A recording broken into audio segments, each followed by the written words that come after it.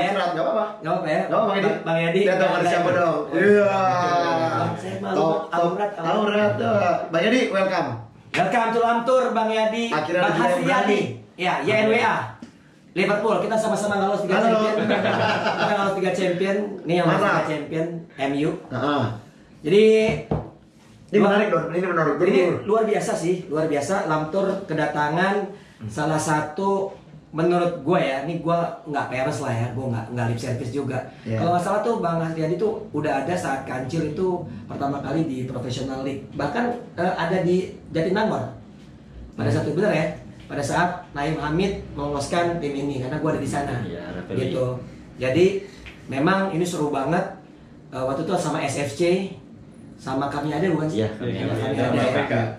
Ya, gitu. Jadi gue tahu gitu siapa yang emang dari awal, makanya tapi pas gue lihat ternyata Liverpoolian gitu kan, artinya emang orangnya setia berarti Bang. Kan dulu kan belum juara. Tapi gini Don, ini kemarin gue juga pas lu bilang Bang Yadi mau ngomong mau muncul di Lamtur, ini suatu kejutan sebenarnya buat gue. Kenapa? Akhirnya Lamtur ada orang yang berani untuk datang kemari dan ingin sedikit mengungkapkan apa mungkin yang menjadi menjadi salah satu yang dirasa nggak keresahan. Dan ini kita juga ngontenin juga, lu lihat dong jam berapa nih, jam setengah 11. Ini bukan ini kan, bukan pemburu hantu gitu kan jam segini. Tapi enggak juga sih sebenarnya, karena Kancil latihan di Tifosi aja sebenarnya. Itu dia. Jadi kita ada di Tifosi Sport Center. Pas aku lewat ini kayak aku pas ruangan waktu aku siaran pas kuliah. Asik. Anggap aja ngulang-ngulang pada saat Emang kuliah di mana Bang? Saya kuliah di Pontianak. Oke. Ya sambilan lah dulu pas jadi penyiar radio. Jadi penyiar radio luar biasa. Makanya ngomongnya juga istilahnya artikulasinya oke. Tapi jangan sampai jadi komentator. Jangan. Nanti Bang, saya ambil saya. Gue juga pernah ketemu Bang Yadi dulu. Itu melalui Bima, Bima Febrian ya. Bima kiper ya. Pertemuan kita kipernya Kancil ya. Terus kita ngobrol, kita sharing, terus Bang Yadi juga minta kita brainstorming lah bagaimana untuk membentuk salah satu tim klub pro yang bagus. Malah saya juga bikin akademinya Bang, sebenarnya itu kan ya. Biar ada regenerasi dari sana juga untuk akhirnya malah banyak pemain-pemain mahal muncul dari sana gitu kan. Mungkin seperti itu dulu kita pernah ngobrol. Jangan ringan-ringan dulu ya. kita ngomongin soal Kancil Bang. Seperti yang saya bilang tadi, Abang dari mulai Linus ya kan, terus sampai sekarang Kancil menjadi saat inilah ya 3 besar nih, update klasmen. Masih di bawah BTS sama Black Steel soalnya, karena Black Steel tadi juga menang, bedanya 1 poin. Nah kalau perjalanan Kancil yang kemudian menjadi salah satu raksasa, gue bilang sih 5 besar. Iya. 5 besar itu bukan kuda hitam lagi ya. Udah sudah masuk klub elit sebenarnya. Ya, sebetulnya enggak, karena gini. Benar Bang. Karena dengan pemain masuk pemain itu baru tahun ini. Tahun ini iya. Kalau gue bilang dengan masuk pemain asing. Karena pemain asingnya benar-benar useful. Iya. Ya soal itu saya kan karena gue pengamat lah ya. Sebelumnya cuma karena rambut bule doang ya. Iya, tapi itu mau diambil. Oke, ya jadi gimana tuh Bang? Kalau ngeliat sejarahnya lah. Gimana juga gara-gara Kancil, futsal Kalbar tuh keangkat. Ya motivasinya apa sih Bang? Kenapa ya? Ya sebenarnya sih di awal kalau Kancil ya istilahnya cuma kejebak hobi ya sebenarnya. Kejebak hobi yang ya bisa tarik balik istilahnya. Tapi ya artinya sebenarnya ada satu sosok pahlawan Kalbar kalau menurut saya. Karena pada saat itu 2016 saya berpikir kalau tim ini lolos di nasional, di TV nasional, bawa nama Pontianak Kalimantan Barat ke level nasional, ada kebanggaan. Gampang lah kalau mau minta bantu buat disupport oleh pejabat-pejabat di Kalimantan Barat, apalah segala macam pengusaha-pengusaha di sana gampang banget. Dan aku pikir Kalimantan Barat punya banyak pengusaha, punya banyak pejabat. Pasti kalau cuma sekedar cari dana untuk menjalankan sebuah klub untuk bermain di liga Pro Futsal ini gampang banget kan. Karena kan mungkin karena sepak bolanya mati suri kan, istilahnya Persipon Persipon. Liga berapa? 3 masih? Liga 3 itu pun regional Kalimantan Barat. Sama aja Tarkam dia dulu Persipon kan? Iya dulu Persipon. Berarti gue benar tadi komentator. Jadi kita sepak bolanya mati suri kan. Pada saat itu aku mikir ya wajar kalau mau bangun sepak bola tuh nggak gampang. Karena kalau misalnya kebetulan kan hobi aku bola sama musik. Jadi kalau kayak sepak bola itu kayak kalau main musik itu lengkap orkestra. Jadi ada ada drumnya, ada gitarnya, rhythm. terus ada sound-soundnya. Pokoknya nggak bisa sembarangan lah. Tetap kita ada cek sound Satu kesatuan lah. Kalau sepak bola ya, itu tuh memang benar-benar full band, cek sound segala macam. Jadi nggak gampang buat main gitu kan. Nah kalau futsal ini ibaratnya kayak organ tunggal, bawa keyboard doang, ada sound, main di pinggir jalan juga bisa. Rame. Kenapa ternyata futsal lebih gampang, dikelola. lebih gampang dikelola. Setahun 2 tahun perkembangannya pesat. Iya. Dan beda tuh kalau perkembangan sepak bola itu paling kadang-kadang 5 tahun aja nggak berkembang-kembang Nggak settle ya. pemain yang kita bina. Tapi kalau futsal ketika pas 1 tahun 2 tahun juga udah lumayan perubahan pemain. Iya. Libat tadi. Kalau sepak bola lapangan besar itu kita perlu punya harmonisasi yang luas banget. Iya. Kayak kita mau ngadain Lebih makro lah ya. Orkestra. Iya, Tapi kompleks. kalau futsal tuh kayak main keyboard tunggal, itu aku nganalogin seperti itu. Kayak 2017 tetap aja kita sendiri. Sendiri. Habis itu 2018 sendiri. Berapa tuh bang? Modal abang Aduh, nyebut angka. Aduh, berat ya. Loh ini kan, jadi kan kita bisa tahu siapa sih orang-orang benar-benar gila di futsal mau bikin tim dan habis-habisan sendiri Don untuk apa ya? Untuk proses membuat sampai kancil kayak sekarang ini. Kalau sekarang sponsor banyak dong. Ya lumayan lah. Karena Tapi ya jadi akhirnya gitu kan, bener-bener akhirnya pada saat itu udah pada fase yang kayaknya aduh ya udah gak ada harapan nih kan. Nah muncullah abang, mentor, dan juga aku pikir salah satu tokoh Kalimantan Barat yang memang benar-benar nggak sekedar ngomong doang gitu. Baktinya buat Kalimantan Barat. Nah, ketemulah saya dengan Bang Maman Abdurrahman pada saat itu. Dia salah satu legislator yang mewakili Kalimantan Barat, dan ujuk-ujuknya dia punya sesuatu yang sama lah dengan saya, bahwa kita harus nyelamatin sesuatu yang ini jadi kebanggaannya anak-anak muda Kalimantan Barat. Karena saya dulu besar di Surabaya, SD SMP di Surabaya, jadi aku Persebaya sebenarnya. Bonek. Jadi dulu saya pada saat SD punya kebanggaan gitu, walaupun itu tim orang lain gitu kan. Berapa tahun tuh Surabaya? SD SMP. Oh, ngefans sama BTS. Untung masih ada kancil. Kalau misalnya nggak ada kancil ini, mungkin saya baru mau ngomong. Mungkin saya salah satu fans Bintang Timur Surabaya, soalnya gede Surabaya. Jadi SD SMP aku di Surabaya. Berarti aku harusnya fansnya BTS. Cuma untung ada kancil, jadi kancil nomor 1, BTS nomor sekian. Oh, sekian ya bukan nomor dua. Oh, yang kedua Mutiara. Jadi gitu cerita. Suka dukanya nih bang, suka dukanya bang. Suka dukanya deh selama ya dari awal proses abang dari suka duka. Linus kan ya? Linus sampai sekarang ini tetap eksis. Kalau saya bilang dari kita udah ngomong bukan klub yang underdog lagi, udah termasuk masuk golongan klub elit sebenarnya ya saat ini. Nah itu suka dukanya gimana sih bang? Maksudnya ngurusin tim, terus jatuh bangunnya lah. Ya nama dia nih, dari dia kurus sekarang agak ini nih, agak berisi nih Aris nih. Jadi memang susah banget lah. Jadi tapi setiap tahun akhirnya di 2019 ketemu Bang Maman, barulah sedikit punya percaya diri. Bang Maman juga di situ. Karena penting ya, ada backup dari legislator juga ya. Ada orang yang benar-benar bisa backup kita lah istilahnya. Dan memang beliau juga passionnya luar biasa juga istilahnya, dedikasinya buat anak-anak muda Kalimantan Barat. Ya bisa lah di fase seperti ini gitu. Tapi profesionalitas itu yang selalu beliau tanamkan untuk dibangun sehingga kita selalu berdiri pada sisi profesionalitas. Iya betul. Itu yang membuat kita masih bertahan sampai sekarang. Artinya Bang Deddy sama Bang Maman itu satu visi misi ya.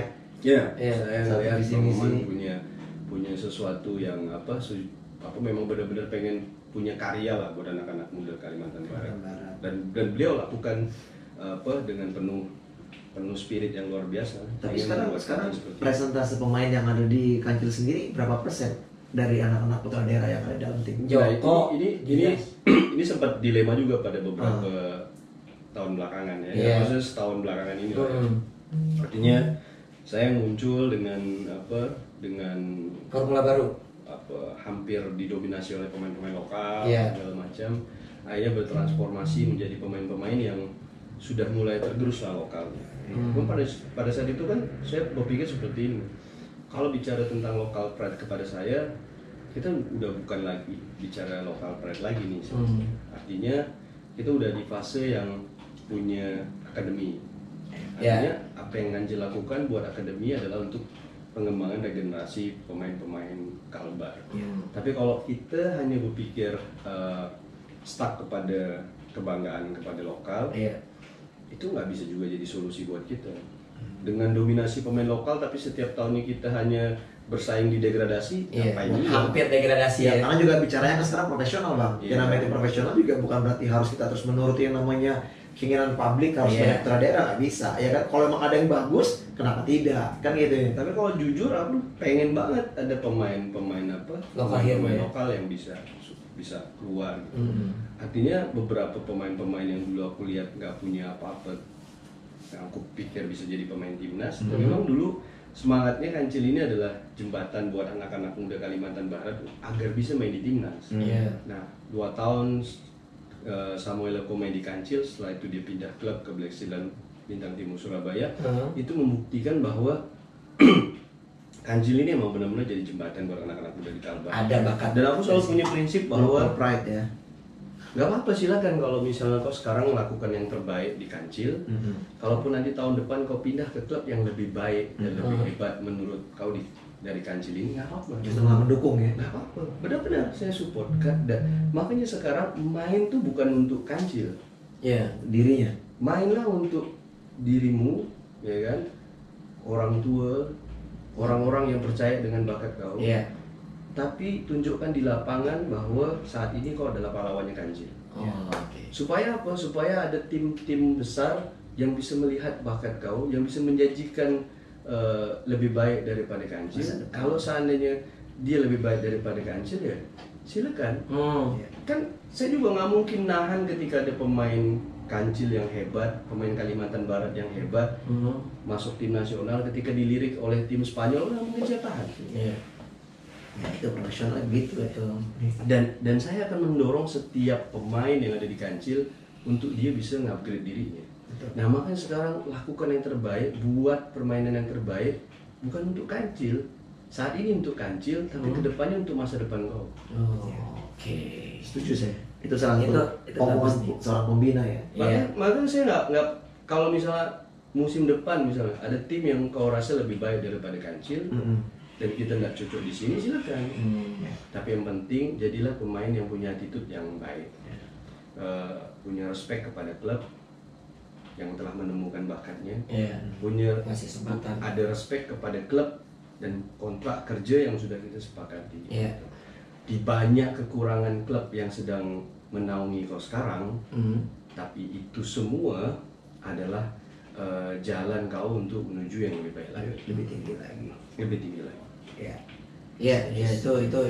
Itu bagus banget sih. Tapi ya kita nih sebetulnya tentu kedatangannya Bang Yadi, kita pasti banyak mau nanya ya. Karena kan kita ini udah lama nggak di Pro Futsal League. Saya sih masih baru tahun kemarin, walaupun cuma 2 pekan. Tapi emang salah kejebur aja. Pakai curhat lagi loh. Iya, apa Bang? Jadi gini Bang, kan nih ya, dari tahun 2016 saya udah tahu nih seorang Hasriyadi berada di Pro Futsal League gitu kan. Terus awal debut bisa ngalahin Pamos Mataram. Ya kira Donzol tahu semua sejarah sini dah sama Donzol lah, aduh. Nah terus itu di Surabaya kalau nggak salah. Dan akhirnya jadi kuda hitam. Tapi emang pemain lokalnya 70% lah kurang lebih. Ada 1-2 paling Tuku Riki, itu pun bukan top level Bapak Ayah tadi. Bukan top level siapa pemain-pemain top level Indonesia lah gitu. Baru datangnya Nizar sama Martin ya, Bang ya. Itu yang betul-betul top level sebetulnya. Nah, dan akhirnya sekarang kan Kancil udah ada kurang lebih 7 musim. Iya, 7 musim. Betul ya? 7 musim di Pro Futsal League. Nah, Bang Aryadi sendiri kalau melihat dari itu, Bang, apa sih yang terjadi pada saat di awal terus sampai yang sekarang di tahun ke-7-nya itu, apa sih yang terlihat dari liga kita sendiri, dalam hal ini kinerja mereka yang federasi di federasi, Gua pribadi sebagai orang yang juga dari awal pada saat bahkan zaman dari Bang V main, gue udah ada di Futsal Indonesia gitu kan sebagai pemerhati segala macam. Gue melihat tuh banyak banget potensi-potensi futsal kita ini yang belum bisa dioptimalisasi oleh pengembangan oleh federasi. Itu fair-fairan aja gitu. Kenapa gue bilang seperti itu? Karena kalau saya bilang banyak kayak contoh komunikasi dengan owner, komunikasi bagaimana menjalankan kompetisi dengan baik gitu. Dan sebenarnya banyak juga owner yang curhat juga gitu terkait dengan permasalahan-permasalahan ini. Kalau Bang Yadi sendiri nih, kalau melihat dari perjalanan Liga Futsal sejak Kancil ada, itu gimana tuh Bang? Apa yang kira-kira yang udah berjalan dengan baik, apa yang harus diperbaiki? Itu sih yang to the point-nya aja.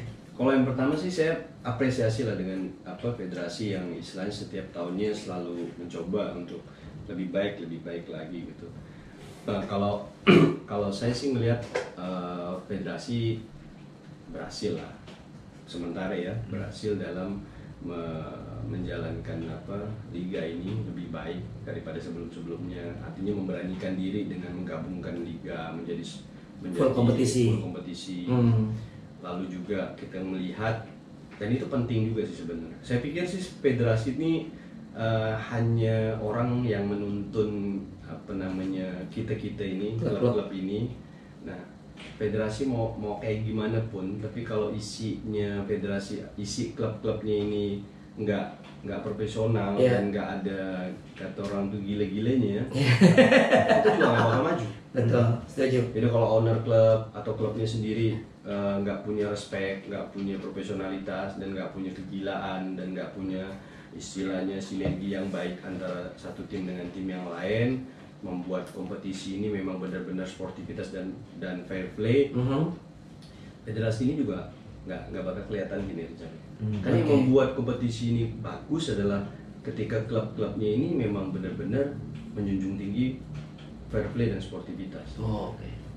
Bakalan dapet tuh kalau misalnya mereka semua klub istilahnya menjalankan law of the game yang ada, istilahnya benar-benar jalan rules-rulesnya ya kan? Terus juga istilahnya sportivitasnya segala macam. Nah, disitulah nanti akan tumbuh pemain-pemain yang nantinya akan memudahkan federasi untuk memilih tim nasional. Sehingga mimpi tim nasional untuk main di Piala Dunia Uzbekistan tahun depan itu bukan suatu hal yang mustahil lah. Iya, itu kita beruntung tuh karena Uzbekistan itu tuan rumah, jadi salah satu pesaing udah pasti jadi udah pasti masuk kan Uzbekistan. Harusnya kita nambah plus satu lagi. Iya, emang 5. Jadi peluang kita harusnya terbuka untuk main di Piala Dunia tahun depan. Nah, kalau untuk kompetisinya saya pikir dengan adanya video support system tahun ini kita nggak bisa menutup mata bahwa salah satu kemajuan federasi. Artinya hal-hal contoh pertandingan tadi, mungkin pertandingan pertama itu kan ada keributan tuh. Kalau kemarin nggak ada video support system, itu mungkin pas peluit terakhir itu ribut lagi tuh. Karena belum puas, nggak tahu siapa salah siapa benar kan. Tapi dengan adanya video support system, ketika pertandingan berakhir mereka santai. Jadi kelihatan ya, jadi kelihatan lah ya. Sama tadi ball to hand-nya Gava ya. Karena kita pun santai pada saat tanya Gava, kena tangan nggak? Nggak. Ya waduh, santai aja. Karena sebenarnya gini, kalau mengenai tangan, kalau dari video itu kena. Tapi tangannya si Gava itu rapat dan bola tuh nggak langsung ke tangan. Betul. Karena aturan kan kalau mantul ke sini kena tangan, mantul ke sini kena tangan. Yang penting pantulan pertama nggak kena tangan. Iya, betul. Dan itu wasit Alman tuh Jakarta itu ngeliat satu kali langsung udah enggak. Itu yang namanya ball to hand doang. Jadi nggak secara langsung memang mengenai tangan. Betul. Jadi itu emang ada aturannya gitu. Tadi baru kejadian juga tuh gue main bola tuh fun football tuh. Kebetulan juga pelatih wasit berantem. Wasit kan Jun juga, kan Jun kan bekas wasit futsal juga. Jadi ketika main sama, yang tadi Bang Edi bilang kena paha, naik ke tangan. Para protes yang lain, woi gitu kan, minta penalti kan. Kagak, lo harus belajar aturan yang benar. Itu namanya ball to hand. Untung mainnya sama Bang V kan. Iya, kalau namanya sama gua mah kagak lo maki-maki. Provokator. Aduh, berarti gini Bang Edi, kalau menurut Bang Edi sebenarnya setiap musimnya itu dari federasi itu memang ada hal positif yang sudah bisa mereka rubah. Nih, setiap musimnya mereka progres lah. Progres. Cepat apa lambat? Yang aku pikir masalah cepat lambat, yang penting bagi aku ada progres, nggak ada penurunan. Itu yang paling gitu ya. penting. Tapi penting nggak sih sebenarnya ada perubahan di mana memang kalau kita lihat di futsal ini, kalau udah masuk di level pro itu ada namanya Liga Pro, perlu nggak sih memang kami berdua sudah sering ngomong nih, jenjang kompetisi yang lain di bawah dari Liga Pro ini udah nggak perlu lagi sebenarnya Linus. Mungkin kayak ya katakanlah kayak divisi 1, divisi 2, Liga 2. Sebenarnya sih kalau kemarin kita ikut di Surabaya ya, itu kan sebenarnya federasi udah ngasih program namanya kalau nggak salah itu 2025 ke 2026 itu sebelum Linus ada di tengah-tengah adalah namanya divisi utama, itu sekitar 8 tim. Nah jadi nanti degradasinya di Liga Pro ini turun ke divisi utama, nanti bersaing dengan 6 ini. Kalau nggak salah nanti Linus ini diambil 6, naik istilahnya kan, naiknya 6, tapi Linus nanti nggak langsung naik Liga Pro, tapi divisi utama itu 6 yang lolos dari Linus ini masuk ke divisi utama bersama dengan yang degradasi di divisi 2. Iya, jadi setuju memang. Artinya memang harus ada jenjang kompetisi, karena kalau kita lihat cuma sekedar mereka bermain, ya kalau saya bilang sih namanya Linus sudah kayak turnamen sebenarnya. Mereka juga terbangnya nggak banyak, tiba-tiba juara langsung lolos itu baik banget tuh. Itu 2025 itu di transisinya seperti ini kemarin kalau nggak salah saya ngeliat itu. Ini kan Linus sama Liga Pro. Jadi Liga Pro itu nanti degradasi 2, turun di divisi utama. Terus ada 8 besar Linus, finalisnya langsung naik ke Liga Pro. Liga Pro. Kan belum ada divisi utama nih. Kan masih ada di Liga Pro sama Linus. Nah, dari Liga Pro kan degradasi 2, turun ke divisi utama. Dan nanti ditambah 6. Tapi dari Linus ini diambil 8. Finalisnya langsung main ke Liga Pro. Yang enggak jadi finalis tapi masuk divisi utama, masuk ke 8 besar, masuk divisi utama. Yang peringkat 3, 4 sama yang lolos di 8 besar itu main di divisi utama. Nah, musim depan si 8 ini memperebutkan 2 tiket untuk main di Liga Pro. Langsung Liga ya. Liga Pro turun di divisi utama. Dan nanti 8 tim ini katanya bakalan keluar dari keluar dari divisi utama, ada 2 tim. Jadi 8 tim ini nanti musim depannya 2 promosi ke Liga Pro.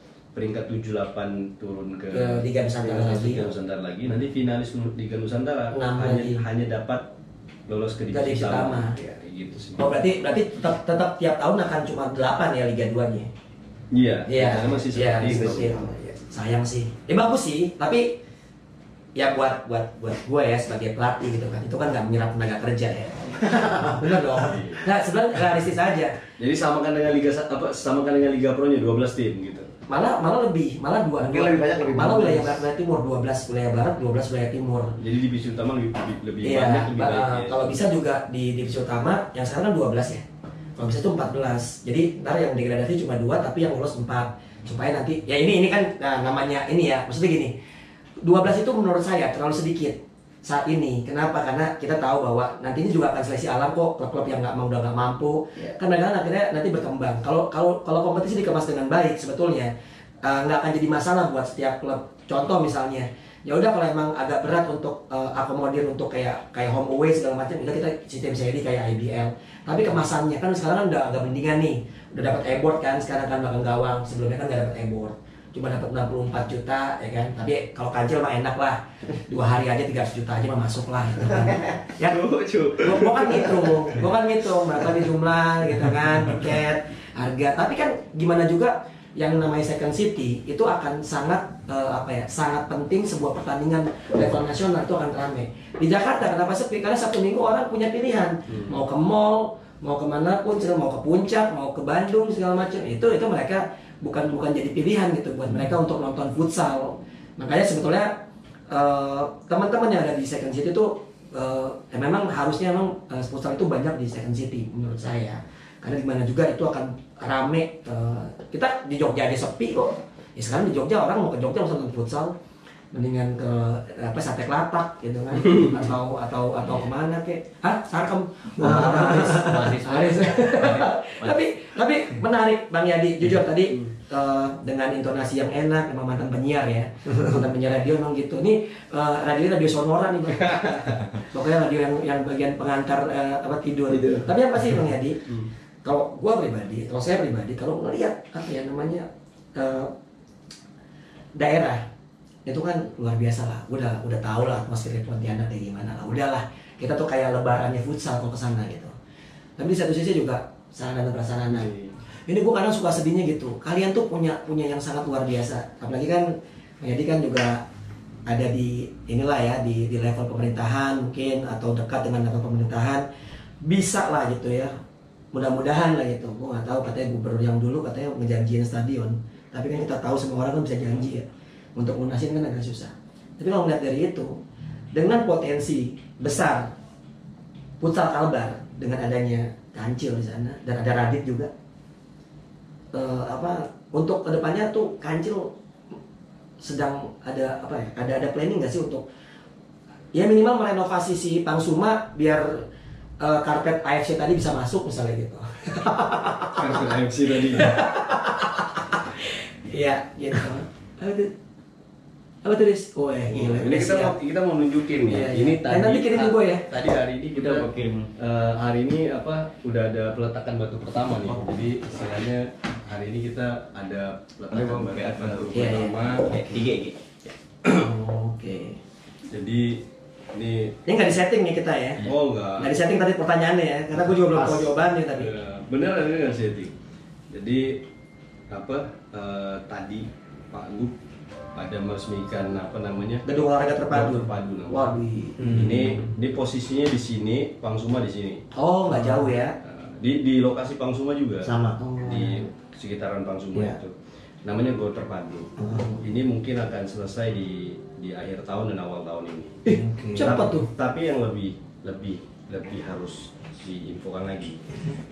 Kancil ada bekerjasama dengan salah satu universitas, di mana mudah-mudahan ini terrealisasi dan ini diinisiasi oleh Bang Maman Abdurrahman, bahwa nanti paling cepat 2025, paling lambat 2026 bisa dipastikan dengan niatnya Bang Maman Abdurrahman itu dan sedang dijalankan, konsepnya juga sudah ada.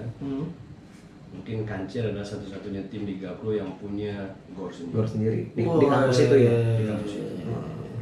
Oke. Gokil. Jadi kayak UNJ lah ya, akan ada juga gor seperti itu nanti di sana ya, di Pontianak. Akan ada gor seperti UNJ, UNESA. Oke. Nice. Nggak kirain Kancil berubah jadi Ucil, Universitas Kancil. Atau para pemain mungkin bisa kuliah di sana secara beasiswa kan? Ya benar dong, benar kan? Atau pelatih mungkin coachnya mau ambil S3 sana. Tapi udah nggak ada tagar coaching out. Memang dari dulu kan isunya gor kan gitu. Iya. Artinya udah saatnya istilahnya orang-orang yang diberikan kepercayaan oleh masyarakat Kalimantan Barat menjadi tokoh yang hebat, harus bisa kembalikan kepada masyarakat kepercayaan masyarakat yang membuat dia menjadi tokoh yang hebat. Ya dengan tadi memberikan sarana dan prasarana kepada masyarakat Kalimantan Barat sehingga mereka benar-benar punya kebanggaan. Itu berapa kapasitasnya? Kalau ini mungkin 10.000 dan nanti yang kerjasama dengan universitas kita juga pengen buat kapasitasnya 10.000. Wah, itu bisa jadi home base timnas. Jadi berarti ini kontribusi nyata ya dari seorang putra daerah Bang Maman Abdurrahman itu untuk bisa membuat perubahannya melalui Kancil ini ya. Gokil. Luar biasa. Gokil tuh ini orang percaya. Iya. Goks. Jadi Bang Maman tuh kemarin foto sama Gilang Cikal, ternyata temenan sama Gilang Cikal. Di Epic Epic Soccer. Kenal juga sama Gilang Cikal? Enggak kenal. Makanya tapi oke lah, ini luar biasa ya dari apa yang ditampilkan oleh Bang Yadi ini. Terus tapi menyangkut tadi dengan apa yang disampaikan Donzol tadi, untuk pertanyaan-pertanyaan yang lain mungkin bisa coba. Abang mungkin mau nanya, mau nanya apa saya aja? Gua aja nggak apa-apa. Iya udah, Bang nanya. Bang Yadi, tadi kan hal positif nih dari Bang Yadi, mungkin kan memberikan istilahnya apa ya, federasi, insight dari federasi lah segala macam. Nah sekarang ini ya pastilah yang namanya ini ada yang mungkin lebihnya, ada yang mungkin kurang. Ini sedap. Nah, ini kira-kira sedap. Kalau bicara kelebihan nggak ada nikmatnya, tapi kalau bicara kekurangan pasti seru. Semua pasti ada kekurangan. Semua pasti ada kekurangan. Tapi ini penting untuk kita bangun, karena apa? Kalau kita hanya fokus pada kelebihan, kita juga nggak akan bisa membuat nggak ada belajarnya, nggak bisa membuat tim nasional lebih baik lagi. Betul. Pasti kita harus juga berdiskus bagaimana kita bisa menutupi kekurangan-kekurangan yang kita lihat selama ini yang menjadi permasalahan kompetisi kita. Iya. Apa tuh Bang kira-kira? Ya. Kira lo apa lo? Enggak, gini Bang, simpel aja nih. Ini pertanyaannya langsung to the point. Misalnya gini, kan berapa tahun lalu tuh ada tuh website judi yang menunjukkan pertandingan futsal. Pernah nggak sih ada ditawarin itu atau mungkin mafia kayak gitu? Karena jujur aja tuh, itu heboh tuh, sempet tuh, ya kan? Itu seru tuh. Ini perlu ditanya karena kan Bang Yadi kan ada di lingkungan situ. Ada nggak sih kira-kira? Tapi ini kan di luar organisasi, di luar klub-klub lain. Kira-kira ada nggak sih mafia kayak gitu atau mungkin? Kalau kita sih ngelihat jangankan dulu ya, per hari ini aja mungkin masih ada pasaran futsal. Mafia terselubung tetap ada dong itu. Tadi juga kalau orang masang kancil tembus itu, karena pasaran kancil ngasih 3,5. Over. Oh, ngasih 3,5 tadi. 3,5. Itu karena saya komentator. Contoh tadi ya, contoh. Lexi ngasih berapa tadi? 5 ya? 5. Oh, 5. 6-0 berarti. Tembus. Kok bisa tahu itu ya? Hebatnya Singapura ya? Ngeri ya? Singapura. Gila ya? Lo main Inggris? Enggak. Cuma main pasaran doang. Dan itu nggak bisa dipungkiri Don. Lo kalau misalnya, sorry ya, gue juga punya teman-teman juga yang suka main IBC Bet lah ya. Itu juga kayak kompetisi di Thailand, so juga keluar di situ. Iya. Kompetisi futsal lo. Tapi kan kalau misalnya ada di website judi, jangan-jangan ada runnernya. Ya. Dan kita nggak tahu. Pastilah. Ya kan, makanya kan. Pasti dong. Jadi kalau gue nih ya, gue sebagai pelatih pernah gue ditawarin sama klub sama provinsi lain untuk mengalah, bukan sama ini. Tapi gue bilang ya gila kali. Gue ngapain gue ngalah? Kalau gue melakukan itu ya gue bisa karir gue bisa hancur. Tapi kalau futsal sementara aku sampai musim ke-7 aman mereka ya? Spiritnya sama, semangatnya sama. Bagus ya. Bahkan beberapa kali kemarin kalau saya sih melihat kelemahannya, mohon maaf, ini juga sebenarnya udah ada perbaikan. Artinya sebenarnya selama ini problem klasik federasi adalah di manajemen, maksudnya di SDM wasit ya. Tapi mereka juga, aku apresiasi mereka udah punya progres. Artinya sebenarnya kalau saya ngelihat waktu itu kan ada Kancil tuan rumah nih 2 pekan kan, pekan pertama sama pekan selanjutnya. Nah di tengah-tengah itu kan kita fun futsal lah sama seluruh pengurus tim-tim yang masih stay di Pontianak dengan pelatihnya. Sebenarnya kita spiritnya sama. Kadang-kadang aku juga mikir begini, mereka seolah-olah kayak merasa dicurangi oleh Kancil nih, keputusan yang menguntungkan Kancil. Padahal dari musim pertama sampai musim ini, Kancil boleh saya bilang saya nggak pernah main sama wasit kan? Gitu kan? Artinya mereka berprasangka bahwa Kancil main, padahal enggak. Sebaliknya begitu juga pada saat beberapa kali keputusan wasit merugikan Kancil, itu juga berprasangka bahwa oh ini mereka mainannya oponen kita nih, atau mungkin mainannya yang di atas kita yang lagi bersaing sama kita. Padahal sebenarnya mungkin enggak. Sama seperti Kancil juga. Iya betul. Enggak main. Hanya karena SDM wasit kita yang masih di-upgrade lah kan. Di-upgrade. Video support system ini juga membantu. Walaupun kita lihat di pertandingan ke-94 Kancil tadi kan pertandingan ke-94 musim ini, itu masih banyak lah hal-hal yang merugikan tim kita ataupun tim lawan. Tapi sorry Bang, saya potong dikit. Tapi ini rumor-rumornya tadi yang Abang bilang bahwa video support ini ada karena ada protes dari Kancil dulu ya ketika kejadian waktu ini. Ada lah. Pas indikasi ada. Musim lalu kan, kan saya sama Bang Maman seperti keras lah waktu itu sampai ngejar ke ruangan wasit. Benar-benar keputusannya lawan apa tuh? Menindakkan gitu. Lawan Perindo. Wasitnya siapa? Di WJ. Epi. Wah. Itu ya. Yang mana?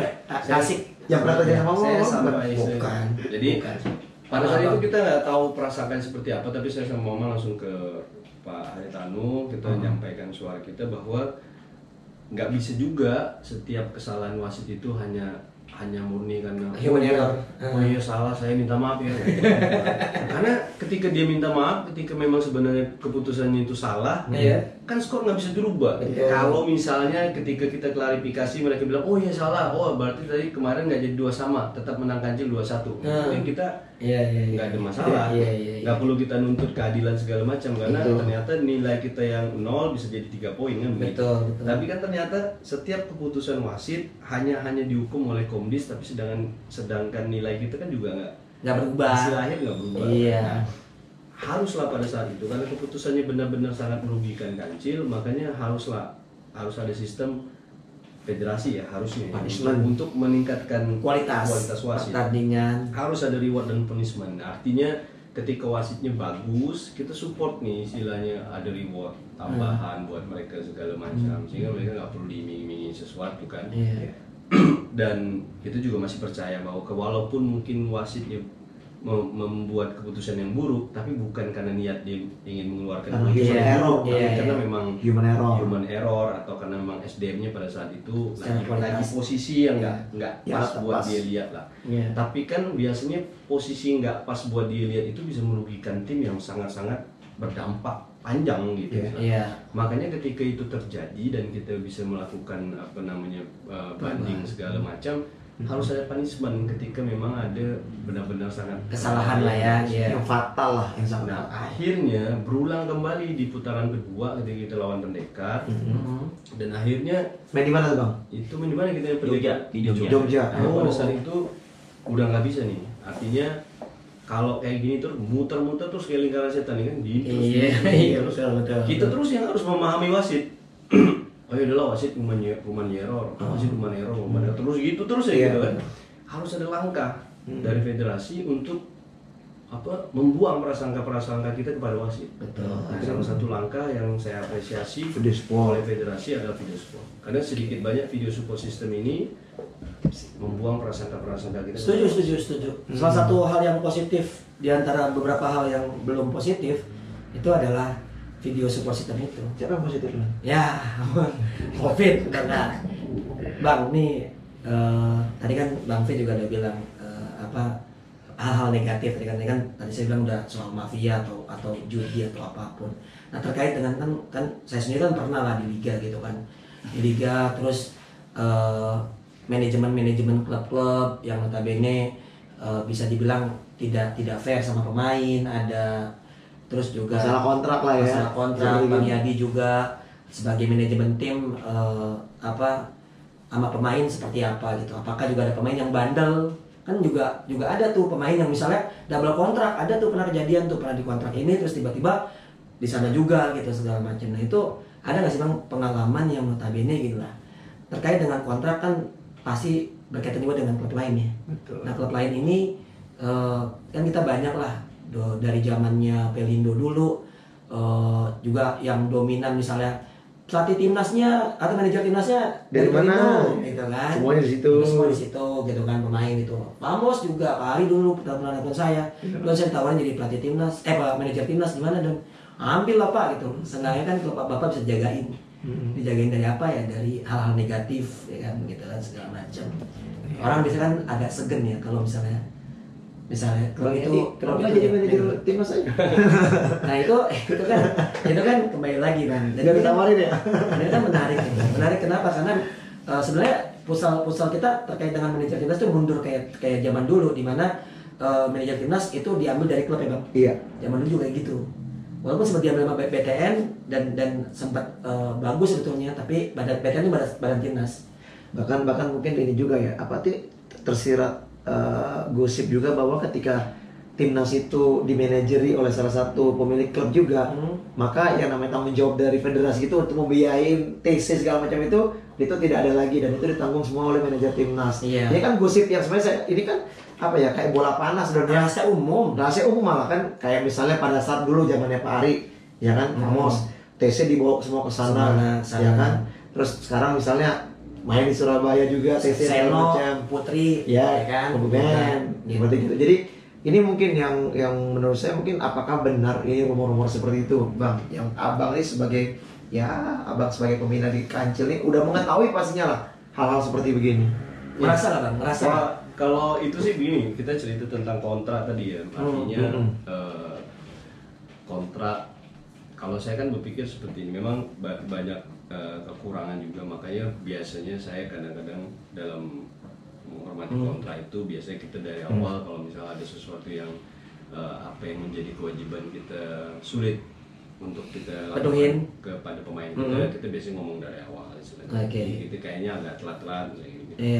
Sebenarnya sih kontrak itu murni harus ada apa ya, respect antara klub dan juga pemain. Ini penting untuk apa ya, maksudnya narasi ini penting untuk bilang kepada pemain-pemain yang punya bakat atau mungkin yang memang sekarang lagi di atas lah ya, di atas atau pemain-pemain yang ke depannya akan bisa menjadi pemain-pemain masa depan. Kita harus ini kebiasaan pemain ya kalau saya lihat ya. Biasanya dia hanya melihat kontrak itu di angka nominal. Itu kedepannya pemain-pemain ketika berkontrak dengan klub segala macam harus dibaca benar-benar lah. Secara teliti lah. Udah dari belum sih pemain? Dari manajer udah ada belum sih mereka? Apa maksudnya yang ngurusin kontrak pemain itu pemain langsung apa ada manajer yang? Kalau sekarang sih kebanyakan mereka pemain langsung. Saya potong bang. Kalau kayak pemain asing yang abang dapat dan bawa ke Kancil, mereka via manajemen atau via manajer atau via broker atau via broker bola lo? Pribadi langsung. Jadi berarti abang nge-link up-nya tuh mungkin melalui sosial media atau bagaimana begitu bang? Oh jadi nggak ada misalnya dari federasi mungkin yang memberikan arahan-arahan, ada mungkin kan kayak ada tuh kayak list gitu loh. Agen federasi ada yang nawarin, cuman kita punya nyari sendiri. Ya, cuma kita kemarin pikir kita nyari sendiri. Nah biasanya pun kita kadang kalau kita ada minat ya, kita DM mereka, kontak mereka gitu kan. Dari Instagram tuh. Dan itu gimana ceritanya? Kita kontak, nah terus nanti mereka oke. Nah kalau saya punya respect begini, itu yang saya tekankan kepada manajemen. Mudah-mudahan itu juga dilakukan oleh klub lain. Jadi contoh ketika saya menawarkan pemain-pemain asing biasanya, dan ini juga ada fase-fase pemain kan untuk musim depan kan saya juga harus ada ngelihat siapa-siapa pemain asing yang kemungkinan bisa main di Kancil atau kita masih pakai pemain asing yang sama gitu kan. Biasalah ketika walaupun pemain kita udah komplit ada asingnya, tapi kan kita juga ngelihat pemain asing di luar sana juga keinginan kita boleh nggak ya ke asing ini ke sini gitu, atau pengen ngambil asingnya tim-tim dari lain lah, tim lain lah, asingnya tim Recadinho misalnya gitu, tim pendekar, asingnya tim Black Steel. Kita juga tertarik ke seperti itu. Nah biasanya kalau pemain-pemain itu kita coba DM dulu. Misal kalau mereka ngomongnya misalnya, aku masih ada kontrak di klub ini misalnya, ada terakhir kita bilang dia masih ada kontrak di klub Joinville ya. Ya udah kita ngabarin lagi tuh. Paling etikanya stop kalau udah ya. kita memang benar-benar minat sama si pemain ini, kita akan coba kontak si klubnya. Ada transfer. Jadi kalau memang kita benar-benar kontak Joinville-nya, dan ini memang kita nggak ini. Jadi kita nggak kontak lagi dia. Tapi kalau kita lihat masih ada 2 bulan atau misalnya 3 bulan lagi, apalagi kita tunggu. Kita tanya apakah ada mau sudah bisa negosiasi atau enggak. Kayaknya dia berakhir dibilang. Misalnya berakhir di bulan November ya, berarti nanti November kita komunikasi lagi sama dia. Apakah extend dengan Joinville-nya atau enggak gitu. Ada etika berarti ya. Dia bilang sepertinya habis sampai November. Ya kita tinggal kontak mereka kalau seandainya mau main di Indonesia, di klub kita kira-kira berapa ini itu misalnya. Tapi memang rata-rata sekarang main futsal pun itu nggak punya manajer ya. Iya. Rata-rata ya. Tapi walaupun di Eropa juga ya. Itu bukan memang kita nggak bisa nyamain futsal sama sepak bola, itu masih terlalu jauh. Cuma gini, maksud saya ini penting juga buat adik-adik kita, pemain-pemain futsal lah. Jadi itu kan udah sering lah kejadian dari zaman Pelindo sampai SKN ini itulah. Nah itu sebenarnya sesuatu hal yang istilahnya merusak pemain itu sendiri sebenarnya, merusak hubungan juga. Merusak hubungan klub dengan dia juga, dengan pemainnya. Dan juga merusak hubungan klubnya dengan klub lamanya dengan klub barunya. Betul. Itu hal yang harus dihindari. Nah, biasanya kan dalam kontrak itu ada bicara tentang 1 bulan sebelum Kontrak berakhir. Baru bernegosiasi. Baru kita boleh bernegosiasi dengan pihak ketiga. Nah, selama belum berakhirnya di pasal 3 itu, sebelum berakhirnya kontrak dengan pihak ketiga, nah itu harusnya ketika ada ketertarikan dari tim manapun kepada dia, dia harusnya bicara kepada tim itu bahwa dia sebenarnya sangat pengen main musim depan bersama tim itu. Iya. Tapi dia masih punya kontrak kepada tim ini masih ada 5 bulan. Berarti selama 5 bulan ini saya nggak boleh bicara langsung karena di pasal ini, ya kan? Mungkin apa bisa keluar itu bang, pasal itu bang? Kalau bang bisa bacain bang, termasuk dengan ya bahasa Inggrisnya. Artinya ini memang ada rules ini, aturan ini Don ya. Jadi sehingga kita orang juga paham gitu, karena memang apakah mungkin semua klub nggak paham juga kalau ada kayak gini pasal begini bang? Ya kadang-kadang kelemahannya pemain sendiri juga kadang hanya ngelihat nominal tapi nggak ngelihat pasal-pasal. Misal kayak jangka waktu, biasanya ada jangka waktu perjanjian tuh. Nah biasanya kan di poin pertama tuh pakai bahasa Indonesia ya, perjanjian ini biasanya berlaku sejak tanggal perjanjian sampai berakhir pada misalnya tanggal 10 Oktober 2023 misalnya, atau 10 November 2024. Pemain itu masih 1 tahun loh. Nah biasanya itu udah ada poin yang berikutnya, 1 bulan menjelang berakhirnya perjanjian, para pihak sudah wajib bersepakat tentang status perjanjian terkait dengan perpanjangan atau pengakhiran dan dilaporkan statusnya kepada federasi. Nah ini poin federasi ya. Artinya, ini kontrak ini di kancil bang? Kontrak di kancil. Artinya federasi juga harus aware terhadap ini. Maksudnya biasanya kan federasi bilang kalau cuma sekedar lisan nggak ada bukti, dia nggak bisa menindak klub-klub yang bernego di bawah tangan sebelum masa kontrak berakhir lah. Nah biasa kadang apabila kesepakatan pada ayat 2 pasal ini tidak terjadi, maka perjanjian kan dianggap tidak diperpanjang oleh pihak, sehingga perjanjian ini berakhir sesuai dengan jangka waktu perjanjian. Nah, otomatis di poin keempat, para pihak ini tidak boleh melakukan negosiasi atau pembicaraan apapun kepada pihak ketiga terkait dengan ikatan kerjasama sebelum jangka waktu perjanjian berakhir, atau negosiasi di mana jelaskan pada ayat 2 tidak terjadi. Nah cuma kan kebiasaan pemain tim-tim, bahkan si pemainnya sendiri, si tim lain kadang-kadang, maksudnya tim yang ingin mencoba merekrut pemain itu juga nggak menghormati kontrak. Si pemain yang mempunyai kontrak kepada klub lamanya juga tidak menghormati kontrak itu, istilahnya begitu. Sehingga yang terjadi adalah belum selesai dia berkontrak dengan klub lain, tapi dia udah pasti main di klub itu musim depan. Tapi itu ketika misalnya ada sebuah tim komplain ke federasi, federasi selalu bilang mana buktinya kalau mereka udah kontrak di bawah tangan lah. Istilahnya kontrak. Kalau cuma lisan doang nggak bisa dibuktiin. Memang itu susah. Nah makanya paling yang bisa kita, mumpung ada medianya Bang ini, ya kan, setidaknya kita cuma pengen ngasih tahu kepada pemain-pemain bahwa bakat itu nggak akan ada apa-apanya ketika kita punya attitude yang nggak baik. Salah satu attitude yang nggak baik itu adalah tidak menghormati kontrak kerja. Kadang kita nih aneh, si pemain ketika ada klub yang semena-mena dengan dia, baru dilapor federasi lah, lapor asosiasi pemain lah, gajinya nggak dibayar, gitu macam. Ketika dia di atas angin, dia nggak pernah menghormati tim, manajemen tim juga.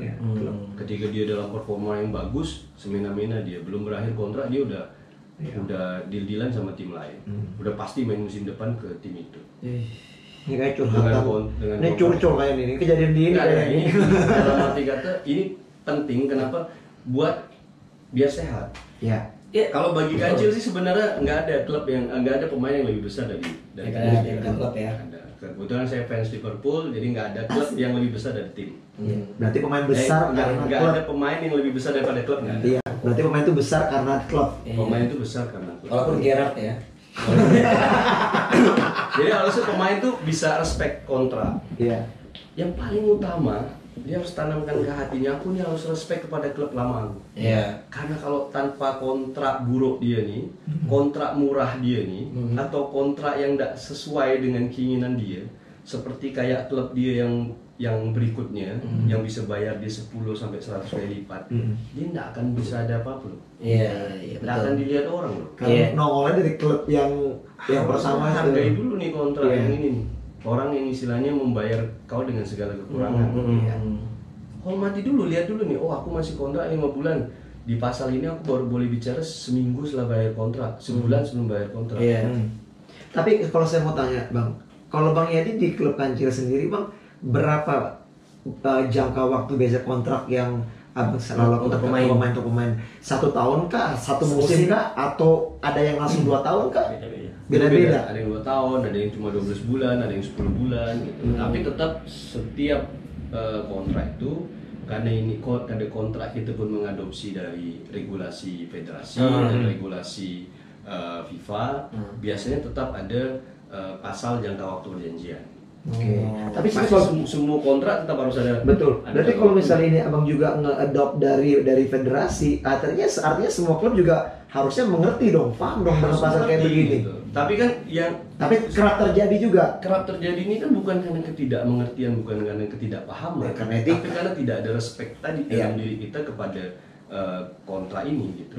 Baik pemainnya nggak punya respect, baik klub-klub yang meminati pemain itu juga nggak punya respect. Kalau indikasi dari apa yang tadi Bang Aryadi katakan, sebetulnya ini udah bahkan udah terjadi kayak beberapa musim sebelumnya ada klub-klub yang notabene sudah di bawah tangan, sudah deal sama pemain secara lisan mungkin. Itu emang udah menjadi rahasia umum sih sebetulnya. Dan apalagi kabarnya juga salah satu pemain hebat di Indonesia juga sudah merapat ke salah satu klub juga gitu. Kalau ini gua ngelempar spill tea aja ya. ES katanya ini inisialnya. Ya, S Mambo. Tapi itu coba yang penting pesannya di sini istilahnya bahwa penting banget tuh buat pemain-pemain. Poinnya pemain-pemain yang lagi berkutat di Liga Pro penting banget untuk menghargai kontrak, baca kontraknya. Aku boleh bicara sama pihak ketiga setelah berapa lama sih istilahnya. Masalah mau perpanjang atau enggak, masalah sepakat atau enggak itu nanti. Ketika udah nggak sepakat dengan klub yang lama baru kita bicara dengan klub yang baru. Bahkan gini Bang, kalau menurut saya nih, respectful player juga seharusnya ketika memang ada klub yang menawarkan dia di masa kontrak dia masih berjalan, dia harusnya bisa mengatakan silakan hubungi klub saya, atau mungkin harusnya begitu dong. Iya kan? Nah, karena saya masih dalam ikatan kontrak. Kalau memang dia punya respect ya kepada klub ya, atau mungkin dia sendiri yang menyampaikan langsung ke manajemen tim, saya ditawarin nih sama ini nih, gimana kira-kira. Nanti dia nanti mungkin dari klub itu akan menjelaskan masalah ini, mungkin kalau dia nggak baca semuanya nih, pasal per pasal ketika mau sign kontrak. Karena kan kalau kata Bang, ternyata asing merokat kan sama aja nih, ya dia cuma nominal tanda tangan selesai ya kan. Nah gitu. Kalau gue nih Bang punya cara sebetulnya. Kalau gue sebagai pemain, walaupun nggak ada yang hubungin gue akan ngomong hubungin sendiri nggak sama manajemen. Ini saya diperpanjang nggak, soalnya yang mau kontrak saya. Ya itu tiba-tiba manajemen gini, lah gue aja mau kalau bisa putus. Ya emang ada juga pemain gitu dong ya. Ada gila-gilanya itu. Ada harus ada gila-gilanya. Itu lah don soal Mr. PD. Tapi kalau melihat ini ya Bang, berarti peran siapa nih Bang yang seharusnya lebih dominan dalam hal ini? Federasi kah? Karena kan gimana juga federasi juga punya keterbatasan. Apalagi kalau yang kerja cuma 1 orang ya kan, pasti kan akan lebih sulit tuh kayak gitu. Ya seperti yang tadi Bang Jadi sampaikan nih, kalau menurut federasi nggak ada buktinya mereka nggak bisa. Bikin apa ya pakai punishment kayak apa? Kayak coba berdasarkan pengertian masing-masing dari klub. Ya makanya kalau menurut gue sekarang sebenarnya juga federasi juga harus kuat dari regulasi masalah kayak transfer pemain yang akhirnya mereka bisa edukasikan pada klub, ngerti nggak? Menurut gua ketika pada satu workshop saya yang ini sedap nih podcast ditelepon istri. Woi, silakan Bang. Yang mana tadi curigai? Iya betul Bang. Lagi wawancara. Iya, makanya jadi gini kalau menurut gua enggak apa ngomong aja, enggak apa-apa sayang-sayangan kita ngomong juga di sini. Ini kan fotoin kita Bang. Saya biasanya kayak gitu Bang. Iya, biar ada bukti. Jadi gini, Dong. PA lo. Aduh, gue jadi lupa ngomong apa. Lu mengganggu konsentrasi jadinya. Jadi kenapa? Foto dulu. Soal main. Jadi kalau kita ini nanti jadi gini. Maksud gue gini, setiap sebelum musim kompetisi berjalan itu pasti ada workshop dari federasi pada klub-klub. Ya. Nah mungkin Bang, kalau komplain kayak gini apa bisa sampaikan pada satu workshop Bang? Mungkin ini akan membuat yang namanya klub mungkin yang agak sedikit-sedikit yang suka intervensi langsung kepada pemain dan begini nih. Ya kan? Jadi bisa langsung memahami gitu loh Bang. Kalau menurut saya sih begitu. Oh kalau jadi gue mah pemainnya coba sini chatnya. Gue langsung posting di Instagram. Itu kan ngejatuhin klub juga, nggak baik juga sebenarnya. Kalau gue kan seneng rame Bang. Oh iya. Seneng rame kalau gue kan biar viewer juga bagus. Tapi ini bagus ya, artinya gini loh. Artinya ini edukasi dari Bang Yadi untuk menyampaikan ini supaya memang semua klub ini mengerti aturan profesionalisme di dalam satu kompetisi dong. Karena apa? Kalau gue bilang ya, let's say misalnya di setiap tim mereka memang sudah rasa pengen memiliki seseorang pemain, ya kan? Kalaupun misalnya etikanya dia yang kayak kata Bang Yadi, nggak usah ngomong ke pemain, ngomong aja ke klubnya langsung, ya kan? Gue suka nih, nanti kalau misalnya udah habis kontrak boleh nggak gue pakai atau misalnya gimana? Jangan pakai dong ngomongin. Ya maksudnya dia di hire lah, di kontrak lah sama klub itu. Nah kalau misalnya dari manajemen klub ini bilang jangan, kita masuk perpanjang, ya udah stop dia. Kan begitu, jadi jangan memang dibawa tangan langsung ke pemain. Kalau pemain diiming-imingi duit, pasti dia embat. Mayoritas kan begitu ya Bang ya? Bukan mayoritas, semua pemain pasti ujung-ujung milih duit. Ya pastilah. Sekarang mau coach belain pemain atau setiap pelatih belain pemain gak ada guna. Pasti ujung-ujung pemain pasti lebih pilih itu. Betul. Makanya artinya respect itu yang penting. Kita semua gak ada masalah, mungkin tim-tim lain juga gak ada masalah. Kalau misalnya ternyata bahkan dibilang dari awal, kalau saya ini istilahnya kalau pemain itu gak usah main buat kancil gitu, tapi buat diri sendiri. Itu tadi bentuk dari buat main diri sendiri kan ketika dia bagus main di kancil, performanya dalam bintang 5, ada tim yang nawarin dia gaji sampai 10 kali lipat, nggak apa-apa sih lah. Tapi Bang, gini Bang, sorry. Mungkin ini masukan dari saya juga Bang ya. Ini kan mungkin kalaupun memang sudah terjadi di tim kancil sendiri, mungkin kalau saya memberikan pandangan begini Bang. Kalau misalnya pun nantinya di musim yang berikutnya nanti nih, musim baru yang akan berputar nanti di tahun depan, pada saat pemain tekan kontrak segala macam, mungkin ada harus orang dari pihak dari klub yang mendampingi, mungkin ya saya kalau kayak gitu berkaitan dengan apa sih, kayak orang hukum kali ya, orang legal gitu Bang. Jadi memang suruh mereka benar-benar baca itu yang namanya kontrak itu Bang, sehingga akhirnya ketika dalam perjalanan proses mereka menjalani kontrak itu, mereka nggak menyalahi lagi aturan yang ada seperti di kontrak. Jadi ya jangan sampai kejadian kayak yang pernah terjadi terulang lagi ketika pemain memang cuma memikirkan nilai nominal doang nih. Iya. Jadi memang benar-benar mereka juga dimediasi untuk mengerti isi kontrak dan mereka akhirnya tidak melanggar itu. Maksudnya edukasi kepada pemain. Tapi juga sebetulnya kembali ya, ini kan sebetulnya bukan satu arah, benar ya? Ini kan dua arah. Edukasi ke owner yang nakal juga bisa, atau mungkin pelatih. Ya karena sejujurnya ya, kalau pelatih itu sebenarnya sih bukan cuma pelatih sih. Pelatih itu kadang misalnya gue suka nih, pasti nanya tuh kontrak habis kapan. Ini pernah terjadi sama gue nih. Kontrak misalnya gue sebagai pelatih nanyain pemain lawan, lo kontrak habis kapan tuh? Segala macam. Oh ya udah, kalau misalnya tahun depan kalau misalnya emang nggak perpanjang, nanti berkabar ya gitu. Nah itu salah satunya. Tapi juga ada pelatih yang ngedekatin secara diam-diam gitu. Jadi kayak cheating gitu jatuhnya, jadi kayak curang. Mereka pelatih yang notabene seharusnya justru orang-orang yang harusnya mengajarkan sportivitas kan gitu seperti itu. Nah itu sebenarnya kompleks ya Bro ya. Iya. Cuma manajemen tim juga, bahkan pelatih juga suka begitu memang. Iya, tapi kejadian musim lalu gue ingat banget seorang Hami hampir ke Pendekar. Sampai akhirnya hadir Hami foto di lapangannya base campnya si Pendekar dan itu kan rame. Dan gue waktu saat gue masih dekat sama. Padahal datang cuma mungkin konten ya, mata ya. Katanya konten kontrak.